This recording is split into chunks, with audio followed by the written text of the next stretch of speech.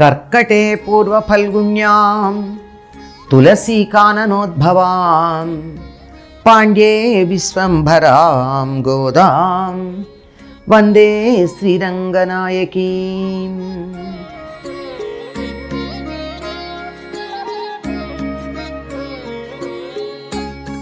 ஓங்கியுலகளந்த உத்தமன் பேர்பாடி நாங்கள் நம்பாவை குச்சத்தி நீராடினால் திங்கின்றி நாடெல்லாம் திங்கள் மும்மாறி பெய்து ஓங்கு பெருஞ்சென்னில் ஊடு கயலுகள பூங்கவளை போதில் பொறிவண்டு கண் படுப்ப தேங்கதே புக்கிரந்து சீர்த்தமுலை பத்தி வாங்கக்குடம் நிழைக்கும் வள்ளல் பெரும் பசுக்கள் நீங்கத செல்வம் నిజైందేలో రెంబావాయ్. మూడో రోజుకు ఈ నియమాలు పాటిస్తూ ఉన్నారు. 2 రోజులు గడిచిపోయినాయి ధనుర్మాసంలో. ఎక్కడా కృష్ణుడి వీడిని చేతులు తీసుకోవాలి. ఇంకా పాడుతున్నారు. ఇంకా అవలేదన్నమాట వీళ్ళ సాధన. ఏం చెప్తుంది మూడో రోజు? ఓంగియులగందు ఉత్తమన్ పేర్పాడి, వంగి అంటే పెరిగి తర్వాత లోకాలను కొలిచిన పెద్ద వేల్పు. ఎవరైనా పెరిగి లోకాలను కొలిచాడు. అలా కొలిచిన ఆయన ఎవరు?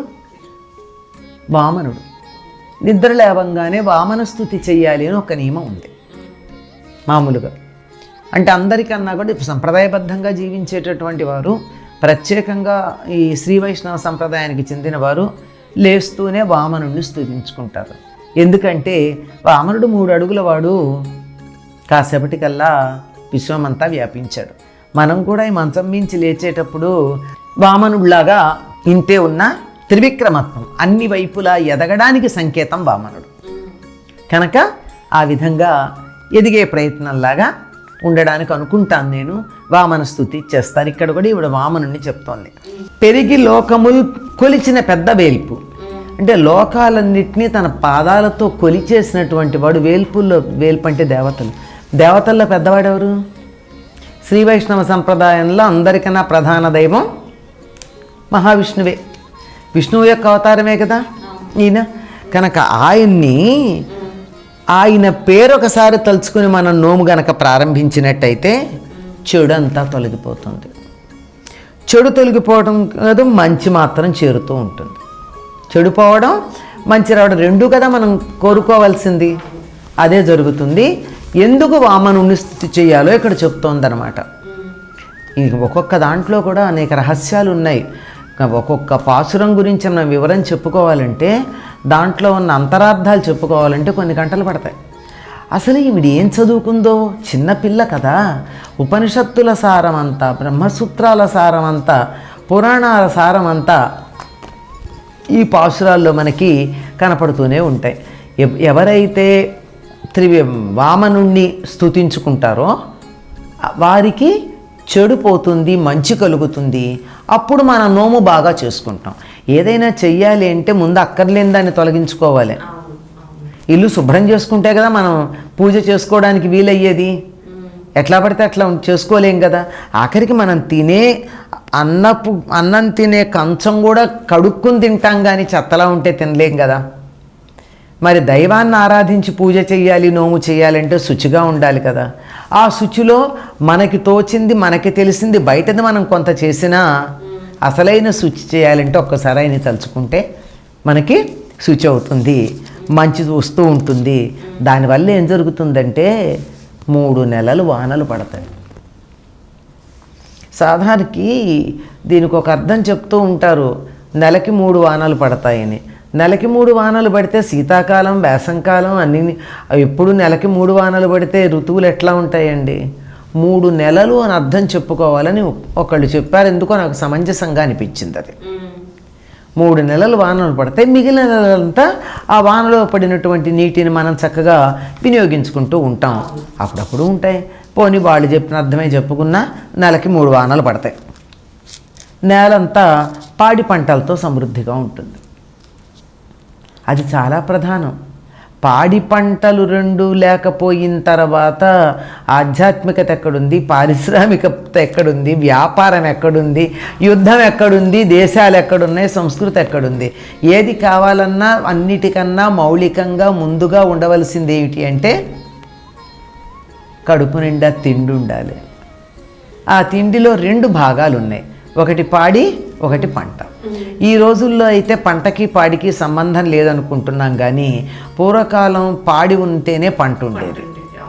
ఎందుకంటే ఆవులో గేదెలో ఉంటే వాటి దగ్గర పాలు మనం తీసుకుంటాం, తీసుకున్న తర్వాత వాటి నుంచి వచ్చేటువంటి వ్యర్థాలన్నీ పొలాలకి ఎరువులుగా వాడతాం. పండితులైనటువంటి వారు ఆవు పాలు ఆవు నెయ్యితో హోమాలు చేసి దేవతల్ని తృప్తి పొందించేవారు. అప్పుడు దేవతలు తృప్తి పడితే వానలు పడేవి. కనుక వీటన్నిటికీ ప్రధానంగా వానలు పడాలి అంటే ఇదే కావాలి. కనుక ఈయన్ని మనం వామనుణ్ణి ప్రార్థిస్తే వానలు పడతాయి. దానివల్ల పాడి పంట సమృద్ధిగా ఉంటుంది, మనకు కావలసినంత ఐశ్వర్యం లభిస్తుంది, ప్రజలకి ఇప్పుడు శుభాలే కలుగుతాయి. ఈ మాట ప్రత్యేకంగా ఎందుకు చెప్పిందంటే ఈవిడ ఆ రోజుల్లో గోపికలు శ్రీవ్రతం చేస్తూ ఉంటే అడిగారట, ఎందుకు చేస్తున్నారు మీరు అని. వానలు బాగా పడాలని చేస్తున్నామని చెప్పారట వాళ్ళు. అందరూ బాగుండాలన్నదే ఇప్పుడంతా కూడా. మనం పూజంతా చేశాక ఏమంటామమ్మా? సర్వే జనా సుఖినో భవంతనే అంటాం, అంతే కదా. కనుక ఆ విధంగా జనులకు శుభాలు కలగాలంటే ముందర కడుపు నిండా తినాలక్క. కడుపు నిండా అన్నం లేదనుకోండి కోపం వస్తుంది, ఆకలేసి కేకలేసి అని అంటూ ఉంటారు. ఆకలేస్తే పిల్లలు కూడా అతను పేచి పెడతారు. కడుపు నిండితే ఉండేటటువంటి ప్రశాంతత ఆకలి మీద ఉండదు. కనుక అది ఉండాలి అంటే పంటలు ఉండాలి, పంటలు ఉండాలి అంటే వానలు పడాలి, వానలు పడాలి అంటే ఆ వామనుడి యొక్క అనుగ్రహం కావాలి. అందువల్ల వామన స్తుతి చేద్దాము. మనం చక్కగా లోకాలన్నీ సుభిక్షంగా ఉండేటి చేద్దాం. మనం చేసేటటువంటి వ్రతం వల్ల లోకానికి మేలు కలుగుతుంది. అది చివరికి చెప్పేది. ప్రతి పాసురంలో చెప్పేది ఇది. 3వ పాసురం. ప్రతి పాసురంలోనూ చెప్పేది జగతికి మేలుగు. మనం చేసే వ్రతం లోకానికంతా మంచి కలుగుతుంది. లోకమంతా బాగుంటే అందులో నేను కూడా ఉన్నాగా. నేను మాత్రమే బాగుండాలి అనుకుంటే పక్కవాళ్ళు సరిగ్గా లేనప్పుడు నేను బాగున్నా ఆనందించలేను. ఇలా మూడో రోజు ఈ రకంగా, 2వ రోజునేమో వ్రత నియమాలు చెప్పింది, 3వ రోజున దాని యొక్క ఫలం ఏమవుతుందో చెప్పింది. మనం వ్రతం చేస్తే దానివల్ల ఏం జరుగుతుందని ఆలోచిస్తాం కదా, వ్రత ఫలం ఏమిటి అని అది చెప్పేసింది.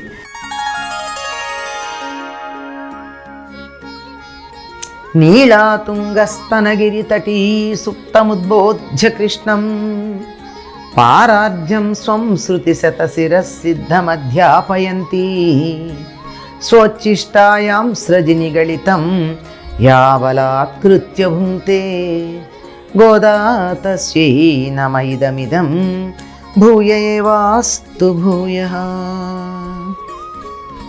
మాతా చేత్ తులసీ పితా యది తవ శ్రీ విష్ణు చిత్తో మహాన్ భ్రాతా చేద్యతి శేఖర ప్రియతమ శ్రీరంగధామా యది జ్ఞాతారస్తనయాస్తదుక్తి సరసస్తన్యేన సంబద్ధితా గోదాదేవి కథన్త్వమన్యమనిశం సధారణా శ్రీరసీ వేణీబంధ సుగంధోరుగంధబంధురమాలినే విష్ణుచిత్తతనూజాయై గోదాయై నిత్యమంగళం.